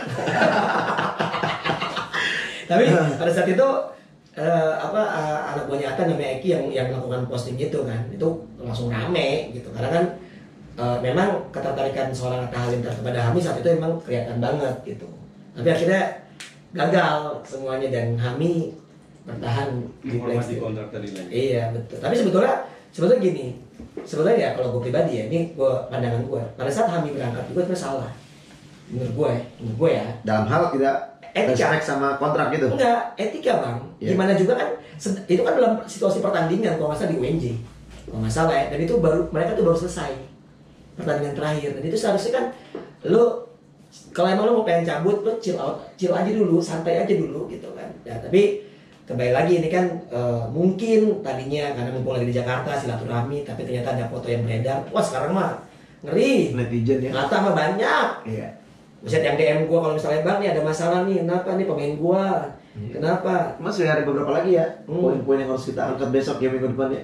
Banyak deh. Ada pemain, iya banyak banget bang. Tadi wasit, segala macam juga. Macam ya, lah. Banyak sih. Emang sih gimana ya? Kalau ada masalah kita nggak ada yang diomongin kan? Itulah pentingnya kita dari sini bang. Jadi kita bisa dikontrol juga. Walaupun memang mungkin ada orang-orang telinga tipis yang merasa bahwa kita justru malah menjatuhkan, mendiskreditkan. Sebenarnya enggak sih bang. Cuma kan memang kan kalau ketika orang dikritik kan pasti kan nggak suka gitu kan. Ada yang ya mayoritas nggak suka lah. Karena mungkin telinga tipis. Ya akhirnya ya apapun itu salah aja di mata mereka kalau kita ngomong. Orang tuh agak susah nerima omongan orang yang emang jujur gitu. Tapi di satu sisi ya kita berdua nih sebenarnya apa ya, taruhannya adalah karir as a coach nih. Ya biasa itu memang. Iya, tapi ada risiko ya. Karir sebagai modelnya kita masih aman. jadi apa centang biru ya? Centang biru ya. Udah banyak sekarang yang centang biru. Iya. Udah ngerti. Tapi kata lu siapa pelatih yang berapa orang kata lu yang cuma centang biru? Iya kan emang benar kan. Kita Sintayong, Safri kan centang biru kan. Tapi Bang nih udah 1 jam ya. Bang masukkan lagi deh bang. Enggak harapan. Enggak, ya oke satu ya. Nanti harapan terakhir. Masukkan dulu deh. Buat abang sendiri nih. Ini udah masuk di putaran kedua. Udah mau habis lah di kompetisi musim ini. Ya harapan abang deh untuk musim depan apa ada nggak kira-kira yang abang harapkan dari federasi perubahan lagi yang signifikan untuk membuat kompetisi futsal Indonesia ini lebih bagus lagi 5 jari. Kalau gue pernah gini ngomong sama Donso, mungkin nggak sih misalnya kayak federasi ini memberikan support bantuan misalnya nih ya kepada klub di daerah-daerah untuk mendapatkan misalnya sponsorship yang memang itu datangnya di bantuan dari federasi gitu loh bang. Nggak mungkin. Nah, loh ya aja susah nih sponsor. Bisa kasarnya kan seorang sekelas Pak HT gitu loh, ya kan? Mungkin bisa membantu. Sekarang bang, saya mau tanya bang, kalau setiap subsidi setiap musimnya dari federasi berapa? Kalau itu boleh nggak? abang bisa nanya ke saya. Nggak apa dong, ini kan pemilik klub Don. Lah, bukan ini pemilik lantur. Ya, kita dengar langsung dari narasumber kan lebih mantap gitu loh. Jadi benar-benar 9,6 dari pertama kancil nggak berubah. Iya, 9,6 tuh setiap Sabtu dan Minggu. Iya. Kalau main 64 juta, masih 60 juta. Ya, sekitar kalau jadi tuan rumah. gitu ya. Itu 60-an tuan rumah. Iya. Oke. Naik dari tadi 60 jadi 64 kalau nggak salah. Naik 4 juta. Naik 4 juta setelah 7 tahun. Itu 7 tahun. Bang, nah itu dengan subsidi yang seperti gitu, itu mencukupi nggak bang? Ya, ya nggak apa-apa. Ya kan biar yang jawab kan anggota klub, apa pemilik klub Don, biar enak. Gue kasih nama netizen takutnya gitu. Tapi kalau misalnya kayak kemarin, kalau setiap pertandingan di kancil mah, penonton gitu, gue rasa mah. Aku perlu jawab ya. Jawab harus. Makanya bang jawabannya gini, karena ini podcast berkelas. Asik. Masa pertanyaannya kayak gitu. Ini jawabannya gitu ya? Itu pertanyaan yang nggak perlu jawab itu. Oh gitu ya. itu udah makanan sehari-hari sebenarnya. Soalnya Bang Fedi cuma pengen jadi keluar dari mulut Bang. Pengen nyentil aja bang. Pertanyaan subsidi kayak gitu cukup gak sih? Ini sarkas. Iya. 9 kali berapa pekan? Makanya gue bilang ini Don, nggak perlu juga dibahas, emang nggak perlu dibahas. Itu gue setuju. Soalnya apa? Setiap 1 hari pertandingan aja udah dapat berapa penghasilannya kan? Ya itu kalau main di Pontianak semua maksudnya. Maksud gue kan ke situ arahnya memang. Kan memang kalau tuan rumah kan maksud gue subsidi. Kalau jadi tuan rumah subsidi berapa? 60. Nah itu tadi yang gue bilang kan. Ya sebenarnya kalau misalnya pun itu tidak mencukupi untuk pelaksanaan kepanitiaannya, ya dari penonton kan juga masuknya bisa lebih. Oke. Nah tutup lah maksud gue gitu. Kalau di yang second city yang gue bilang secara gor murah. Apa namanya di Banjar apa ya SKN sering bikin waktu itu di Banjarnegara Purwokerto itu cuma 5 juta segala macam. Lo kalau buat pop itu 30-an juta dari total subsidi 60 udah kepotong. Itu parkir di mana di pop itu bayar lagi 2 juta. Kenapa gue tahu? Karena kan gue pernah jadi tuan rumah, jadi gue tahu nih sebetulnya. Kalau misalnya mau nanya ya ke gue gitu kan. Maksudnya kalau netizen emang gimana sih jadi tuan rumah prosesnya? Oh gini lah. Kalau Jakarta, rugi cepet aja udah bagus. Nah ini, dengar dulu. Ini menyangkut Don. Kenapa gue pancing-pancing begini? Ini menyangkut Don. Menyangkut dalam hal yang tadi kita bahas sebelum kita mulai podcast. Harusnya pekan depan lagi ini kan mainnya di Jakarta lagi. Iya. Ya kan tiba-tiba pendekar sebagai tuan rumah kan mengundurkan diri bang. Kok bisa? Oh gitu ya? Apa kan nggak tahu? Agak, saya kasih tahu. Oh, dia nggak tahu. Tapi Bang Yadi kasih jawab juga. Jadi ini menarik ya Bang. Artinya gini Bang, kalau menurut saya gini, federasi itu kan setiap awal musim tuh udah langsung ini kan memberikan Nentuin siapa tuan nentuin rumah. siapa aja, dan itu juga permintaan dari klub juga dong tentunya. Betul. Untuk menjadi tuan rumah kan, bukan federasi yang menentukan, ya kan pasti kan permintaan juga dari klub. Nah maksud saya ketika pada saat klub di sini membatalkan, itu ada sanksi nggak sih Bang dari federasi sendiri kepada klub itu?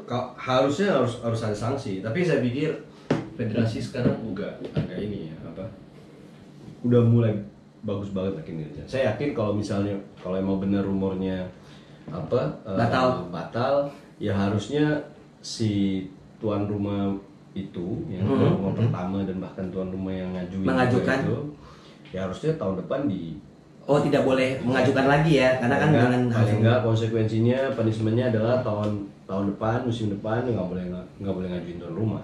Ya, kenapa batal ya? Kalaupun ngajuin tuan rumah nggak boleh diterima oleh. Iya. Sebagai hukuman ya, setidaknya mungkin tahun depan karena lalai dengan pengajuan itu. Karena kan Pelindo harusnya pekan ini kan, gitu kan. Tapi beruntung Fafage karena emang duitnya banyak, gitu kan. Jadi mereka pengen tuh mungkin Fafage next manajer timnas kali. Terus kan mungkin kan kita tahu di mana ada gula ada semut. Jadi di satu sisi kalau ngelihat dari Fafage nggak ditawarin lagi Bang. Tadi kan meeting katanya. Ada meeting Bang Yadi ikut. Kalau masalah apakah lanjut ke Pelindo, Fafage itu masih belum tahu juga sih. Karena kan istilahnya fixnya mereka mundur apa istilahnya pekan depan atau belum kalau misalnya semua terjadi kan harapan kepada federasi adalah ya tadi ada punishment buat mereka. Berarti misalnya musim depan mereka nggak boleh ngajuin tuan rumah. Iya. Paling seperti itu. Ambil aja lah ke depan mereka yang siap jadi tuan rumah lah yang memang bisa itu istilahnya diberi kesempatan sebanyak-banyaknya lah. Kalau ditawarin Bang, mau Bang? Tuan rumah buat pekan depan. Pangsuma itu selalu jadi tempat yang welcome buat futsal Indonesia. Iya, tapi mepet ya waktunya. Tapi waktunya mepet. Kasihan ini ya. Padahal kemarin waktu di pertemuan sebelum putaran kedua itu kita sebenarnya udah kita udah bilang bahwa nanti tuh kayaknya ada 2 pekan itu di mana Pelindo kayaknya mundur dari tuan rumah. Kita udah ngajuin kalau bisa dipindahin ke Pangsuma pada saat itu. Tapi kalau misalnya pekan depan tetap di Jakarta, Kancil tetap ada jadwal main. Pekan depan tetap ada. Berarti kalau misalnya emang masih tetap ada di Jakarta, misalnya penyelenggaraan tetap oleh Pendekar, TC Jakarta lanjut Bang. Memang kita masih stay kok. Masih stay terus ya, makanya karena masih main lagi pekan depan kan? Iya. Ya luar biasa. Ya siapapun yang jadi tuan rumahnya istilahnya tetap pasti udah nggak mungkin lagi pindah dari Poki. Iya, karena emang untuk nyari tempat itu nggak gampang. Kalau rumornya ini bener berarti kondisi terjelek ya berarti tuan rumahnya diambil alih oleh federasi. Iya benar ya. Jadi federasi bertanggung jawab. Jadi federasi mengasih subsidi ke federasi tuh. Tapi emang rugi juga sih. Kan gue bilang tadi nih ya, kalau di Jakarta waktu gue pengalaman megang tuan rumah, total itu habis sekitar 300-an jadi tuan rumah. Dengan subsidi 60 itu mau nggak mau nutupin dari tiket paling dapat 100 sampai paling bagus 200. Itu pun tergantung tim yang bertanding. Kalau ada Black Steel, ada WTS, sekarang Fafage karena Fafage kan bisa bawa ini ya, buat beliin tiket para penonton ya kan, kayak gitu kan, ya kan yang gue lihat kan kayak gitu. Jadi kalau gue nganggap bahwa memang tergantung lawan. Kalau misalnya lawannya PR juga, yang tim yang bertanding nggak ada tim-tim yang punya pemain asing yang berkualitas ya berat juga gitu untuk ngangkat. Tadi aja juga Jakarta sepi lah itu. Sepi banget. Ada yang jalan doang, itu pun juga karena emang nggak ada tempat lagi kayaknya. Aduh, Bang. Iya.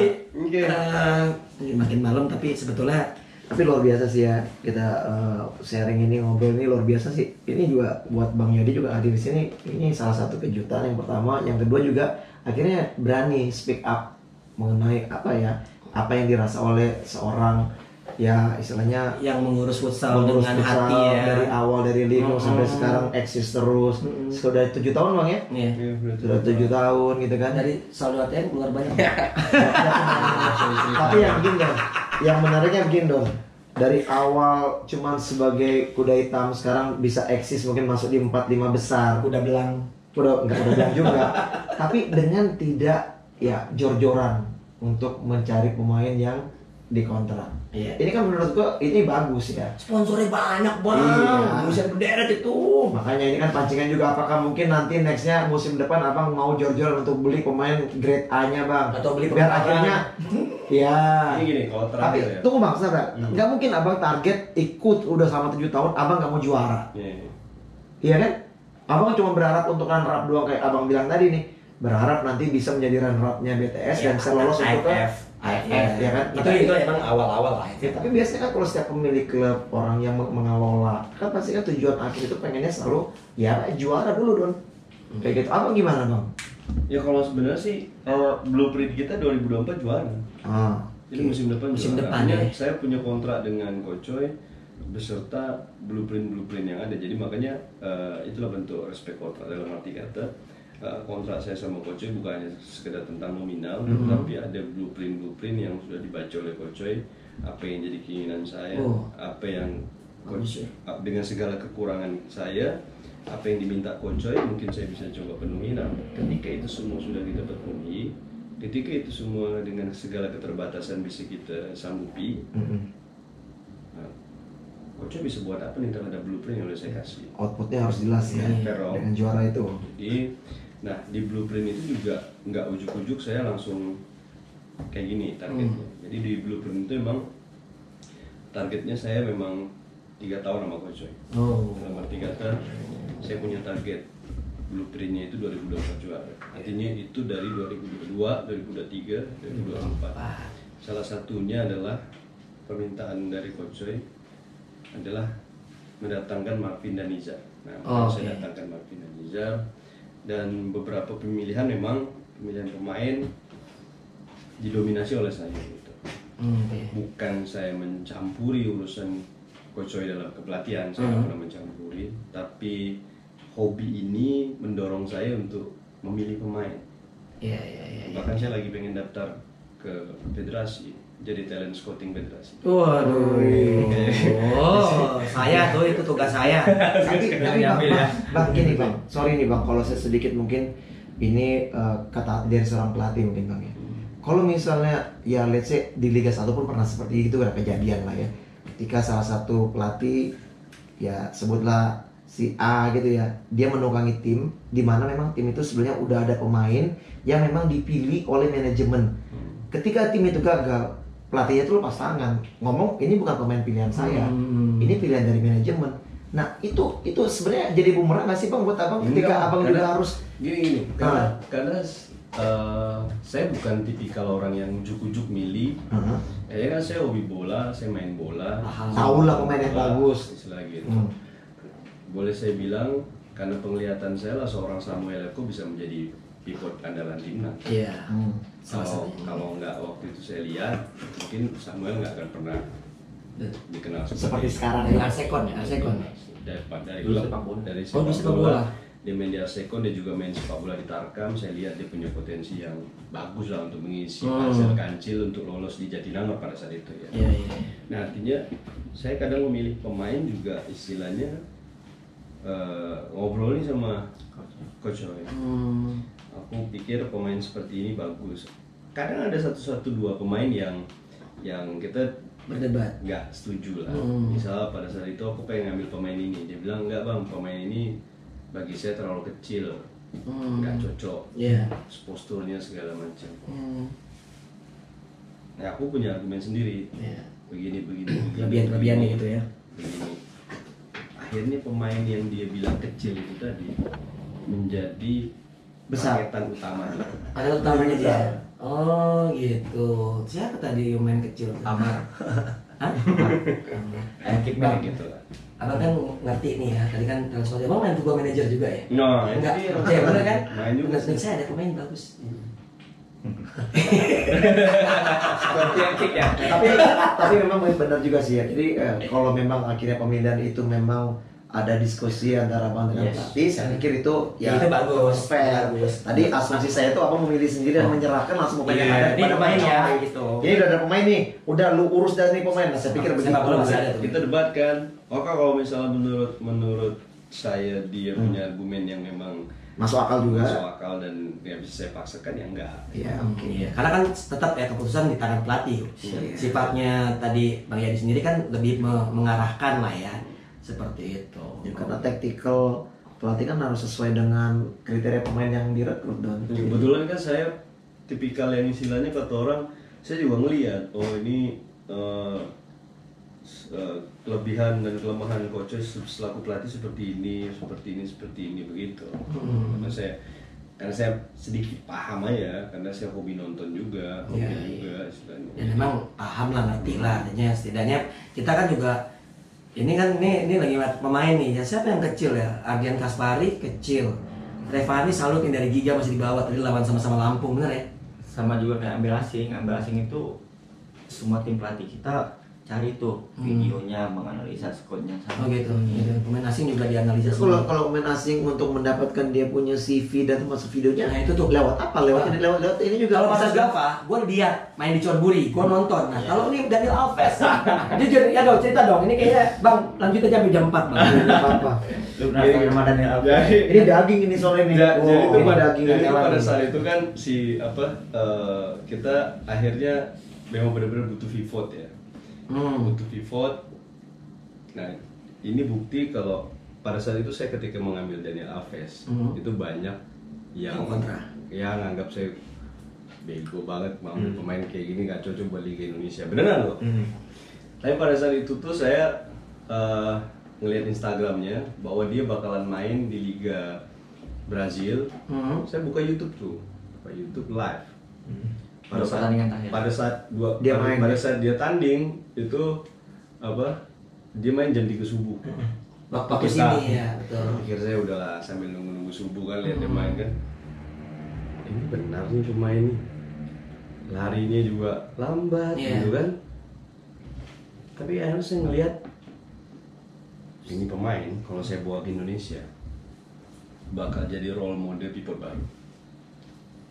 Pivot yang punya positioning bagus. Sebenarnya kita punya, tapi sekarang udah maksudnya, tapi nggak seunik dia ya. Dia kalau pivot yang punya positioning bagus, kalau menurut saya Andrew. Ya setuju. Walaupun dia bukan pivot murni ya. Tiba-tiba muncul. Tapi bukan pivot murni. Bukan. Tapi dia punya tendangan yang bagus lah. Jadi pada saat itu pemain ini, si Daniel Alves ini, ketika saya udah deal sama Gava, direkomendasi sama Gava. Tapi pada saat itu saya bukan tipikal yang istilahnya percaya aja gitu ya. Dikirimin video-video gol-gol, nggak mau. Itu udah trauma. Saya harus Trauma. ya udah trauma lah gara-gara rambut pirang doang kan gitu kan. Artinya karena dulu si manajemen sebelumnya si Aris itu ngambil hanya ngelihat dari video-video. Saya trauma kalau cuma ngelihat potongan video nih istilahnya gitu kan. Maka saya harus ngelihat bagaimana ketika dia live saat ini. Kebetulan dia lagi live tanding. Ya saya subuh-subuh nonton, cuma saya kaget juga awalnya. Aneh ya, unik. Dibilang pivot keren tapi kok gini banget begitu kan. Tapi setelah babak kedua, setelah nonton benar-benar, duh, kok golnya asik ya? Golnya asik gitu. Gol kayak nggak serius cuma nggak banyak effort dari segi sentuhan kaki dengan bola, tapi pergerakannya yang paling penting. Ini nggak ada di Indonesia nih. Kayak istilahnya kayak emak-emak pasar. Sen kanan belok kiri. Nggak ada di Indonesia ya. Nah, jadi belum lihat saya main. Pasang meleng. Nggak ada yang lihat juga. Jadi pivot boleh banget nih gitu. Nah pas dia datang juga kadang-kadang si ada beberapa kawan bilang nggak cocok sebenarnya pivot ini main di Indonesia. Indonesia tuh laju. Dia pengennya power, badan shooting. Kan hari itu gitu. Tapi itulah saya bilang bahwa apa yang saya lakukan ini, yang saya lihat itu memang benar-benar karena kerangka tim Kancil ini memang saya berterima kasih sama Koco ya, tapi istilahnya sedikit banyak memang saya yang milih pemain. Dan saya pastikan inilah pemain yang selama ini nggak dipunya sama coach. Iya, yang dibutuhkan juga dalam sistem yang ini. Ini menarik karena tadi gue lihat kan panggilan pertama tuh Diaz, Romi, Fajrian dan Kaspari kan dua flank cepet itu Romi sama Kaspari yang memang akhirnya mensupport Fajrian. Tapi yang menarik coachnya juga punya strategi yang mecah-mecah. Artinya sesekali juga Romi dan Ardian Kaspari juga main sama si Dan Alves. Jadi Dan Alves nggak selalu main sama Gava. Ini yang menarik. Ini untuk gini ya. Ini udah lama gue nggak komentator di play by play. Tapi gue melihatnya emang ada pelatih itu ini liga panjang. Ya. Liga panjang. Kalau lu cuma punya satu senjata, lu selesai. Ketahuan. Lu selesai. Tapi yang dilakukan oleh Kancil dalam hal ini dibantu oleh manajemen, dulu juga coach segala macam, banyak banget bentuknya, banyak banget macamnya. Jadi nggak melulu Romi Humandri ya sama Kaspari juga, sesekali juga sama Revani tadi, sama Iqbal. Gitu. Tapi satu hal nih Romi Humandri tadi tuh eksisnya bagus-bagus semua. Tapi balik lagi dengan Alves nih ya, satu hal yang gue salut sama dia, attitude-nya. Yes. Ini sorry itu saya. Oke lah, Ricardinho juga attitude bagus. Tapi Ricardinho sebagai superstar memang bisa dibilang merangkul. Sudah seharusnya begitu lah. Apa yang dilakukan oleh Daniel Alves sebetulnya nggak banyak gitu. Kayak dia kayak diomelin sama wasit, dia bilang gue silent tadi tuh. Dia ngasih kode ke mulutnya, gue silent, gue nggak protes kalau gue dianggap pelanggaran gitu. Dia nggak banyak protes, dia fokus ke permainan dan dia menjadi, gue bilang sih sentuhan sama bolanya nggak banyak, tapi pergerakannya yang efektif ya. Itu yang luar biasa. Gue adalah salah satu orang yang kalau Bang Yadi bilang tadi, Bang Yadi yang milih terus baik yang meragukan, gue salah satu yang meragukan. Kenapa? Bukan karena gue melihat melihat dia sebagai yang agak letoy gitu ya. Tapi gue melihatnya gini, kebanyakan pivot yang diharapkan itulah goal getter. Sedangkan dia pemantul. Kalau bisa dibilang dia fast nine lah kalau di sepak bola sebetulnya. Kalau sejujurnya ya, tapi aneh. Pemain Brazil tidak terlalu skillful. Bener nggak? Kita tahu kan Brazil kan baru lahir udah gocek kan orang kan gitu kan. Tapi satu sisi kalau gue melihat ini justru pinter banget. Kalau Gava masih ada meledak-meledaknya, masih ada kesel-keselnya gitu kan. Tapi kalau dia luar biasa. Kalau ibaratnya gol-golnya sih cuma yang kedua. Yang kedua artinya orang merasa semua juga bisa kayak gitu. Tapi orang nggak melihat prosesnya bagaimana dia melakukan sampai dia titik yang kedua itu. Kan udah lewat saya bentuk pemain tim ini. Bagi saya nggak penting siapa top skor, nggak penting siapa yang asis, nggak penting siapa cetak gol, yang penting menang. Makanya saya butuh pemain kayak Daniel Alves. Saya nggak perlu goal getter, saya butuh orang yang bisa berkontribusi kepada gol. Itu dia. Jadi dan harus semua pemain, dan ada satu sebenarnya saya belajar dari mantan pelatih timnas yang udah nggak lagi melatih timnas, tapi bagi saya dia punya fondasi yang bagus buat sepak bola futsal Indonesia. Dan saya ngelihat karakter klub pun sebenarnya kurang lebih sekarang main polanya kayak mantan pelatih timnas itu, stylenya ya. Ada satu yang sering dilupakan oleh pelatih dan pemain pribadi. Kadang ya, si A nih, dia main di klub, ya kan? Dia ngerasa menonjol nih, baik banget, bagus, punya asis bagus, setiap pemain man of the match. Tapi itu kadang-kadang suka lupa disadari oleh pemain tersebut. Biasanya dia bisa bagus itu main karena ada tandemnya, ada paketannya. Ya. Stop saat. Berapa? Oh, Lanjut ya. Nggak, soalnya masih nyala juga sih. Iya. Karena ada paketannya. Nah, biasanya akhirnya dia coba pindah ke klub lain, tapi nggak bareng sama paketannya. Iya. Itu akhirnya kita ngeliat kok jadi buruk ya. Jadi nggak menonjol. Iya. Nah, kunci sebenarnya kalau kita pengen pengen ngambil pemain, kita harus lihat siapa pemain yang bisa membuat cukup pakai gestur dia bisa paham, bermanfaat lah buat tim. Ya. Kemudian dalam saya mencoba di Kancil ini ada pemain yang ketika saya minat banget, saya harus ambil kawan. Ya, makanya Robi Humandri sama Adin Gaspari ya, karena emang mereka menjadi pemain yang bagus pada saat pon dan sampai ke Famos, terus di Famos juga luar biasa gitu.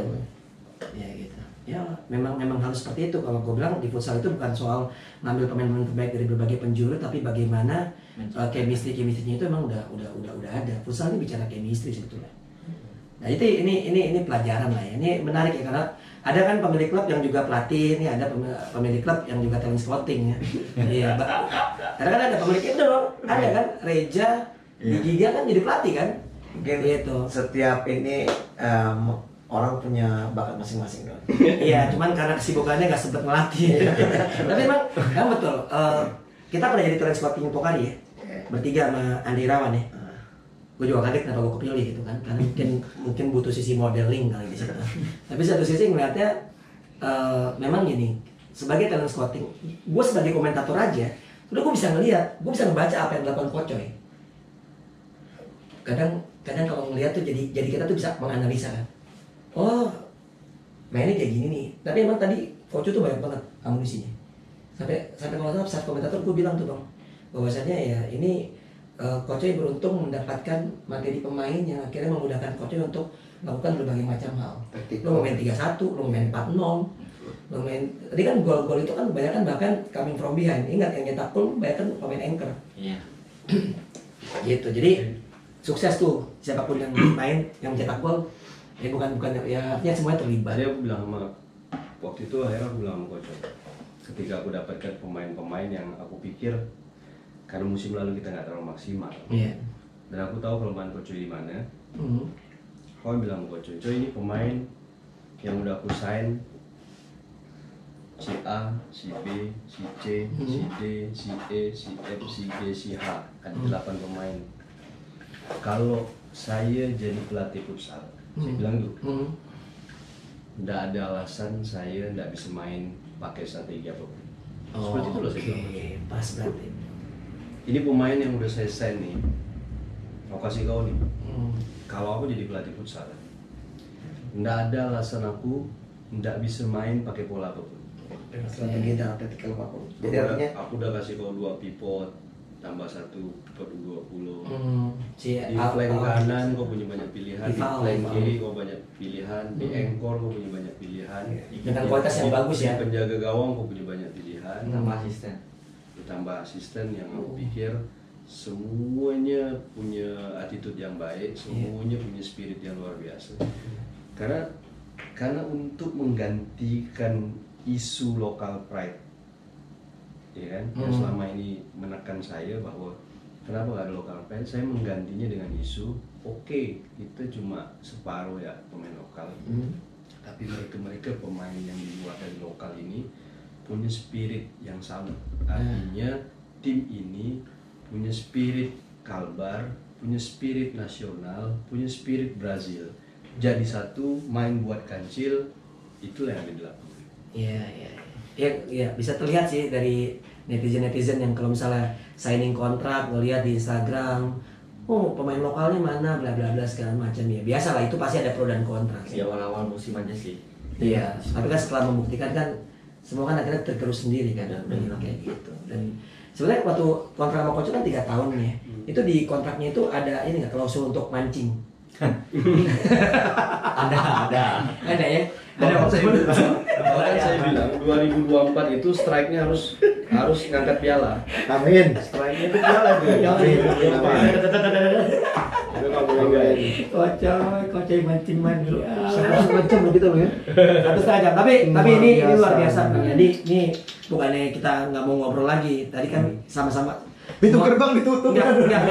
Semua istri kita juga udah Iya. Luar biasa. Ada di video call. Luar biasa. Bang, soalnya kasih malam loh, Bang. minggu Jakarta. Waduh, ngeri kan? Bang Yani terima kasih loh Bang. Siap. Bisa hadir di sini Bang. Ini Siap. ini luar biasa sekali. Mudah-mudahan nanti mungkin dengan kehadiran Bang Yani di sini mungkin ada beberapa teman juga mau lagi ya. Iya, untuk justru ini menyampaikan. ngebuka loh. Ya, ini ngebuka menurut saya. Bahkan Bang, pemain ketika pada saat Abang ngomong masalah-masalah gaji seperti yang tadi itu, mereka bermasalah dengan klubnya. Dan mereka tidak melapor ke federasi. Kita undang kemari Bang untuk speak up. Nggak ada yang berani. Lapornya ke kita, Bang. Ngomongnya ke kita Bang. Tapi kita undang. Nggak ada yang berani. Gini, itu tadi saya bilang kadang kita suka seperti itu dalam hidup. Pemain itu kebanyakan nggak pernah menghargai kontrak, ya kan? Semena-mena nih sama kontrak. Nanti giliran klub yang semena-mena sama dia baru melapor ke Bang baru Frey, speak up ya. baru melapor sama Coach Donzo. Nah, kalau kita udah ciptakan respect kepada kontrak, ya kan? Itu hal-hal kayak gini nggak bakal terjadi. Betul. Attitude pemain itu pun nggak bakalan terjadi ketika dia menghargai kontrak. Tim-tim yang menginginkan pemain pun kalau dia punya respect kepada oponennya, kepada tim pesaingnya, ya kan, dan mereka menghargai kontrak yang tercipta antara tim lawannya dengan pemain yang dia sukai, dia nggak akan melakukan pendekatan-pendekatan yang akan mencederai semuanya. Itu bahaya loh, bukan masalah. Ya, tapi kalau misalnya dia mau main dengan aku, ya kan terserah gitu. Tapi itu bahaya loh. Misal dia udah oke nih sama klub ini. Kita anggaplah kita berkeras karena kita punya kontrak, menahan segala macam. Percuma juga. Nggak ada lagi hatinya untuk main. Merusak jadinya. Masih ada sisa 5 pertandingan, 6 pertandingan dirusak oleh tidak respekkan klub lain itu terhadap pemain kita. Sekarang kita ngotot mau nahan pun dia main sisa pertandingan ya main seolah-olah pemain yang harus layak dijual. Iya, betul. Mencederai namanya. Ya, luar biasa. Menarik itu Bang, saya setuju Bang, saya sepakat juga dengan masalah itu. Memang ini kompleks ya, bukan cuma sebagai pemainnya juga. Mungkin ini secara global menurut gue ya, juga kepada manajemen tim, ya, dan juga pelatih juga anak-anak juga ada yang kayak begitu, ya kan. Jadi mungkin mudah-mudahan nanti ke depannya ada perbaikan, mungkin di musim yang depan nanti. Dan juga bukan cuma perbaikan dari segi kualitas kompetisi, bahkan mungkin juga masalah etika dan attitude, step SDM yang ada nanti di dalam kompetisi di Liga Pro ini. Jadi mungkin kalau dari federasi ya, langkah pertama kan sebenarnya semua kontrak ini kan ada dilapor ke federasi. Betul. Nah, sebenarnya tuh ketika harus ada tuh tempat federasi, entah menunjuk siapa atau mungkin apalah perangkat dari federasi. Ketika ada kejadian tim A ini datang langsung kepada pemain, kan federasi bisa tahu tuh, federasi ini pemain saya ditawar oleh tim ini, sedangkan kontraknya masih 2 tahun, 1 tahun. Dia langsung ke pemain nih. Harusnya federasi sudah bisa melakukan tindakan. Cuma kan federasi sudah bilang mana buktinya gitu. Nah, harusnya nggak perlu bukti ketika kan dia bicara lisan. Bicara lisan aja udah merusak sebenarnya. Tawaran lisannya juga udah merusak. Akhirnya ketika ada laporan sama klub kepada klub itu, setidaknya federasi menyurati itu nggak boleh, ya kan, mendekati pemain selama pemain itu masih berkontrak walaupun lisan. Nggak perlu bukti lah. Nggak perlu bukti basic, nggak perlu apa, cukup laporan bahwa ada lisan ya. Langsung investigasi. Diperingati dulu, diinvestigasi segala macam. Tapi mungkin dijembatani lah. Tapi kan kalau dari federasi sendiri pun juga nggak bikin regulasi aturan seperti itu yang bisa menghukum. Ada hukuman lah ya, misalnya gitu. Iya, ada hukuman. Ya mungkin juga sulit juga untuk federasi menghukum. Memang agak susah sih Bang Fe, karena regulasi itu kan sebenarnya sudah ada. Di dalam kontrak regulasi kita boleh bicara kepada pihak kita enggak, udah ada. Lucu juga memang ketika federasi membuat regulasi lagi gitu. Istilah membuat format baru terhadap regulasi kontrak. Mungkin lebih ke hukuman, Bang. Bukan masalah ke regulasi kontrak, ke hukumannya ketika mungkin ada ya sanksi lah. Jika ada paling istilahnya kalau di kontrak itu kan udah ada tuh. Nah, ketika mereka masih panjang kontraknya lalu bicara kepada pihak ketiga itu tadi federasi nggak boleh lagi nunggu mana buktinya. Kalau secara lisan nggak bisa dibuktikan. Artinya ketika ada klub melapor, respon aja dulu. Suratin ya klub yang tertuduh. Nah, masalah nanti klubnya ternyata mana ada. Kontrak ada kok. masih itu juga ya. Ya kan? Akhirnya kan udah tertanda nih. Itu udah dimakin nggak? Oh, kalaupun misalnya dia memang benar melakukan pembicaraan lisan, tapi dia bilang nggak ngaku karena nggak ada bukti, ya setidaknya kan sudah termarking pemain ini dengan klub ini sudah melakukan sesuatu yang di luar regulasi kontrak. Nah, kan sekarang kalau seandainya dia nanti tetap melanjutkan, rupanya ujung-ujung musim depan lalu benar-benar pindah ke setidaknya kan, benar ya. dia cuma ngejilat ludah di seorang kan. Kalau misal nggak dapat hukuman yang sesuai regulasi kontrak, setidaknya ya hukuman sosial buat dia lah. Ngomong nggak kata nggak ada nawar lisan, tapi tiba-tiba pas kita mau extend nggak bisa, tiba-tiba ke klub dia main dari klub itu gitu. Main aja musim depan kan, artinya kan benar kan federasi kan, walaupun nggak ada bukti kan, ternyata kan benar nih. Dia nice nih. Tiba-tiba langsung mungkin harus dibuktikan dulu dengan kejadian seperti itu. Tapi bagus sih, ada laporan bagus. Nanti juga kan akan melihat itu ya, seperti biasa. Emang kan federasi sendiri kan emang seperti itu kan. Artinya untuk merubah sesuatu yang lebih baik emang jalannya agak lambat. Liga 2-nya aja baru ada setelah 10 tahun berarti. Kalau hitungan dari 2015 ya, kita paham lah ya kenapa berjalan lambat, karena emang nggak banyak yang bekerja di sana, atau pemikiran-pemikiran yang emang refresh gitu kan. Ya nanti tunggu aja sampai saya jadi ketua federasi lah gitu. Nah, nggak apa-apa, saya siap kok mengabdi, nggak usah digaji, saya bekerja untuk rakyat kok. Tapi kalau pemilihannya lewat voting, lu nggak pakai ikut KLB kemarin kongres untuk nggak pakai duit. Bang, makasih banyak ya. Bang Edi, thank you banget nih Bang. Thank you nih. Kita walaupun sama-sama larut, luar biasa. Besok pasti akan dukung lagi. Kancil masih ada jam Jakarta 12 ya. Jadi masih ada waktu cukup waktu untuk tidur ya. Mudah-mudahan kehadiran Bang Edi sekali lagi di sini bisa sangat bermanfaat ya. Buat penonton Lamtur, dan mungkin ada pencerahan juga dari apa yang sudah Bang Edi sampaikan. Dan mudah-mudahan juga klub-klub yang mendengar ini, menonton ini juga mungkin mereka juga sedikit bisa tertekan. Tertekan mungkin ya, jangan-jangan mungkin ngomongin salah satu klub gitu ya, kan? Ini nggak cuma satu deh, banyak ya. Oke Bang Edi, sukses terus buat Bang Edi dan juga tim Kancil. Mudah-mudahan bisa memberikan satu prestasi yang baik untuk Kalimantan Barat. Akcaya di dada. Kabar juara. Kabar juara. Gua Doni Zola. Gua Fena bersama dan Bang Edi. Dansa. Ya. Sampai ketemu lagi. Bam.